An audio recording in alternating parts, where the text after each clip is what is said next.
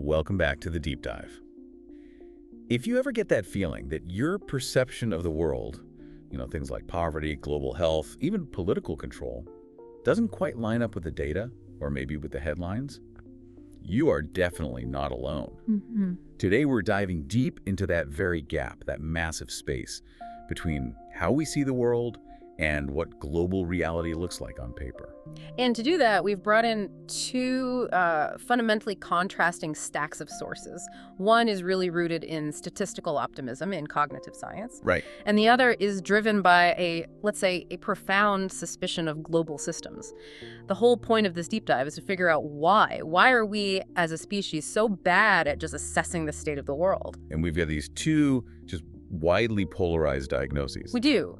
The first, which we're calling the instincts view, argues that the problem is basically internal. Our brains, they're beautifully evolved for small group survival, but they are just terrible at seeing things on a global scale. They make systematic errors. And the second. The second, which comes from what we're called the cult narrative, claims the problem is external. It's deliberate. This ignorance that we all feel is, according to them, the result of a multi-generational, carefully orchestrated campaign of programming and censorship. So our mission here isn't to pick a side or, adjudicate who's right. It's to distill the core mechanics from both of these viewpoints. We want to show you exactly how both our own internal wiring and potentially external orchestration are claimed to drive this massive global misinterpretation. Okay, let's unpack this. Let's do it. Let's start with that first argument, the idea that this failure is essentially a flaw in our cognitive hardware, these hardwired instincts that just lead us astray. The whole foundational idea of the factfulness sources is that our intellect is constantly being undermined by these inherited mental shortcuts. It's a bit like an optical illusion. The Mueller-Lyer illusion, with the two lines and the arrows. Yeah, the one where one line always looks longer than the other. Exactly. And even when you pull out a ruler and you know for a fact they're identical, your brain just keeps screaming that one is longer. Knowledge doesn't fix the instinct. You have to actively train yourself to override what you see. And the first big instinct that just scrambles our global view is the gap instinct. This compulsion to divide everything into two rigid categories. Us versus them. Rich versus poor, developed versus developing. It's the bedrock of so much misunderstanding. It absolutely is. And the data just shows that this binary division is, frankly, archaic. The world isn't polarized anymore into, level 1 poor and level 4 rich. Right. The overwhelming majority of people today are spread across the middle levels 2 and 3, and they're enjoying a standard of living that's, it's pretty similar to what middle-class North America or Western Europe had in the mid-1950s. And when you look at that historically, the shift is just. It's revolutionary. Only 200 years ago, something like 85% of the entire world was on level 1.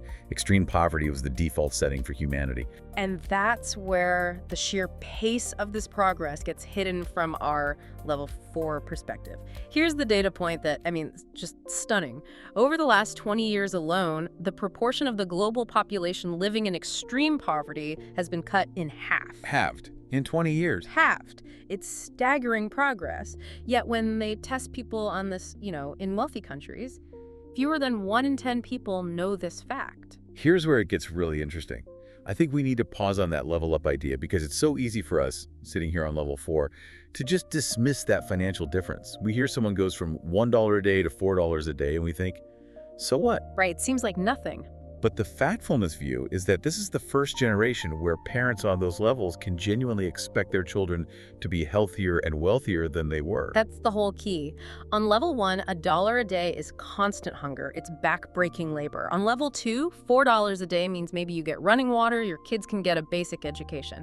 That small shift, for instance, lets a family afford a bicycle. A bicycle. A simple bicycle. And that purchase saves hours of physical effort every single day. It means kids can get to school, parents can earn more, and it just accelerates their entire path out of poverty. It is a life-changing difference, even if it looks tiny to us from way up here on level 4. So if the gap instinct makes us see a world that's static and divided, the negativity instinct makes us assume everything is just constantly spiraling downward. We're bombarded with bad news. And that's because news by its very definition, is the exception. It's not the routine. The routine is that, millions of planes land safely and billions of children don't die prematurely. That routine never makes headlines. The data just doesn't support the feeling that the world is getting uniformly worse. Take life expectancy.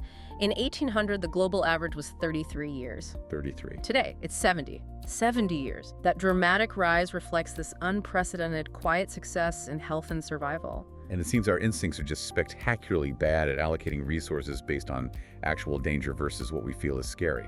Oh, totally. The fear and size instincts cause us to massively overfocus on the visible, terrifying event, the big, dramatic headline, and just completely neglect the quiet, solvable, systemic dangers. That Nepal earthquake example is the perfect and most tragic illustration of that. It really is. So in 2015, the whole world watched. We all mourned about 9,000 people who died over a 10-day period. But during that exact same 10 days, another 9,000 children around the world died from diarrhea. From contaminated water. From contaminated water. And that is just a total gut punch. We watched the catastrophe that requires helicopters, rescue teams, all this expensive machinery. And at the same time, the other 9,000 deaths were entirely preventable. Right. They just needed simple, inexpensive things. Pipes, soap, water pumps. Exactly. We let our fear drain all our energy and attention away from tackling these solvable mega dangers that just silently kill millions. Which leads to this final fascinating takeaway from this side of things. The blame instinct. We're always looking for heroes and villains, or big shiny solutions like massive, impressive-looking hospitals. But the data tells a very different story. The system, not the hero, is what saves lives. Almost all of the increase in child survival on levels 1 and 2 is achieved through preventative measures outside of those fancy hospitals. You're talking about local nurses, midwives? Local nurses, midwives, basic education, vaccinations, and the most profound statistic in the whole stack of sources for me is that half of the increase in child survival is due to one thing: mothers being able to read and write. Wow. So if you're serious about investing in these places, your priority shouldn't be a big hospital to impress donors. It should be primary schools and nurse education. Okay, so we've established the argument that our brains are, by default, flawed instruments for assessing the world. They're constantly pulling us toward polarization, negativity, fear. But what if that internal failure, that cognitive bug, is actually the intended condition? And this brings us to this monumental pivot in our sources. That's a crucial transition. The failure of our internal hardware is what the other sources claim provides the perfect opportunity for the external software to run its program. What if global ignorance isn't an accident? What if it's systematically imposed? And here we enter the world of orchestrated control, or what the source material itself calls the cult narrative. And just to be very clear, we are reporting the claims from this material, not endorsing them. Yes, that's critical. The source material asserts that global ignorance is strategically imposed by an unelected inner circle, which the document identifies historically as something called the Sebastian-Francus network. Their core goal, according to this source, is to dictate human behavior and impose a global technocratic agenda. And the idea is, if you control the information, you control perception. You control everything. Yeah. And the specific mechanism they allegedly use is what's called the perceptual mainframe, or the postage stamp consensus. Postage stamp. The idea is that a very, very narrow band of acceptable knowledge is just pounded out relentlessly by major media, by institutions, by the education system, and if any information falls outside that tiny stamp, it's ridiculed, it's suppressed. The source also argues that it's a mistake to blame politicians or CEOs. Or even the media outlets themselves. It says that's insufficient because they're often just the visible proxies, the frontmen.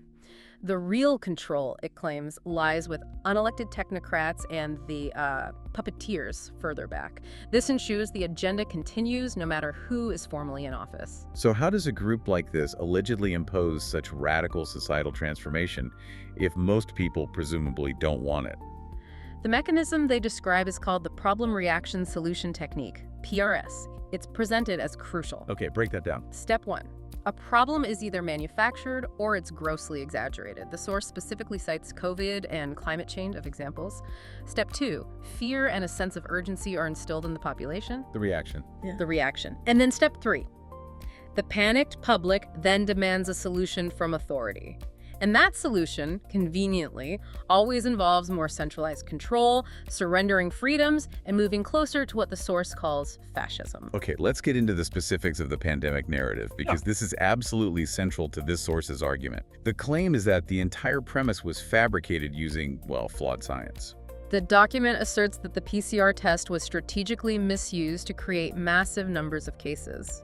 The claim focuses specifically on the amplification cycle. Like cycle count, right? The World Health Organization, according to this source, recommended an absurdly high cycle count up to 45 cycles in some cases. And what's the significance of that? Why does that matter? Well, the source quotes figures like Dr. Fauci, who they claim admitted himself that anything over 35 cycles produces results that simply cannot be trusted. You're just amplifying noise. So false positives. Massive false positives. And the claim is that these non-diagnostic positives were then used to justify lockdowns, economic shutdowns, creating that reaction they needed for their solution, which was total control. And then the claim about these so-called vaccines, I mean, it goes way beyond public health policy. This veers into science fiction. The sheer complexity of what they allege is, well, it's staggering. It is. The source asserts that the mRNA injections are not vaccines at all, but a synthetic genetic material designed to reprogram human DNA. For what purpose? To create a biological connection point to an AI-controlled Internet of Bodies. The ultimate goal, they claim, is a globally managed hive mind that's linked through nanotechnology, allowing for constant surveillance and, eventually, predictive control over human behavior. That is an immense logistical leap. So to keep the public distracted from this alleged centralization, the source argues the system maintains this illusion of political conflict. That's right. The claim is that the major political parties, Democrats and Republicans, conservative and labor, are just two wings of the same bird. They answer to the same hidden masters. So it's a puppet show. It's a political puppet show. The public gets to argue over these small, culturally divisive issues, while the real agenda of centralization just accelerates quietly behind the scenes. It ensures that no matter who you vote for, the cult is in power. So now we have these two powerful, completely opposed narratives. One says we're victims of our own biology, the other says we are victims of systematic engineering. Let's try to synthesize them. Yeah, let's bring them together. We can do that by applying that factfulness principle of challenging rigid categories. The single perspective instinct is dangerous, whether you're looking at global health stats or, global conspiracy claims. The Factfulness source used that really interesting case study of Cuba versus the US to challenge these single indicators. Cuba is often praised as the healthiest of the poor. Right, because of its impressive life expectancy and equality. Meanwhile, the US is often called the sickest of the rich. But the real insight came from someone inside Cuba. It did. A source there observed, "We are not the healthiest of the poor, we are the poorest of the healthy." And that one line just flips the entire narrative on its head. Why should you be pleased with being the healthiest of the poor? It shows that no single indicator, not equality, not individual freedom, can capture the full complexity of a nation's progress. And the common enemy across both of these source stacks seems to be fear. Fear and how it completely misallocates our attention and our resources. Precisely. From the factfulness perspective, our fear of invisible or rare things like DDT or radiation from Fukushima can just run amok.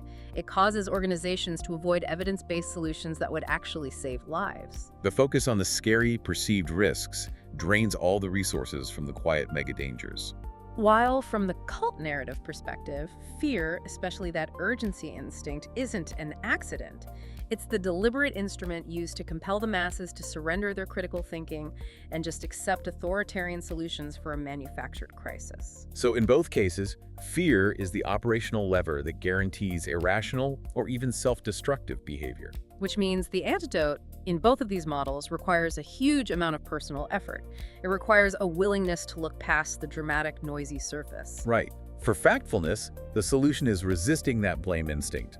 We have to look for complex, multi-layered causes for the system, not for simple heroes or single villains. And the focus has to be on data that tells the actual truth, even if that truth isn't convenient for a campaign. During the Ebola crisis, they stressed using only confirmed case data, not the rising curve of panicked, suspected cases. And for the cult narrative, the solution is, well, it's about unplugging from that perceptual mainframe entirely. It is. The antidote to that kind of ignorance is acquiring what the source calls a renegade mind. A mind that is constantly scanning the world for patterns, connecting the dots that authority wants to keep separate. The whole goal is to realize that these seemingly disparate global events are interconnected and to try and understand the planned outcome. So what does this all mean? We have explored these two powerful, deeply polarized explanations for this massive reality gap. Is global ignorance a fundamental flaw in our brain's cognitive hardware, compelling us toward panic and polarized thinking? Or is it a fundamental bug in the system's software, deliberately engineered through decades of centralized control and fear-based programming? What's fascinating to me is that even though they diagnose the problem in completely opposite ways, both sources seem to land on the same solution. Personal agency. One source noted, free access to data doesn't turn into knowledge without effort. The other one stated, our freedom has not been taken from us, humanity has given it away. The common thread is personal effort. The requirement to overcome our default setting, whether that default is neurological laziness or systemic manipulation. Yeah, exactly. So if knowledge is the only true defense, and the human default is so often fear and polarization, here's the final thought for you. What small, concrete effort can you make today to challenge either an assumption you feel to be true or a narrative that an authority tells you is urgent? That level of intentional curiosity just might be the most powerful tool you have.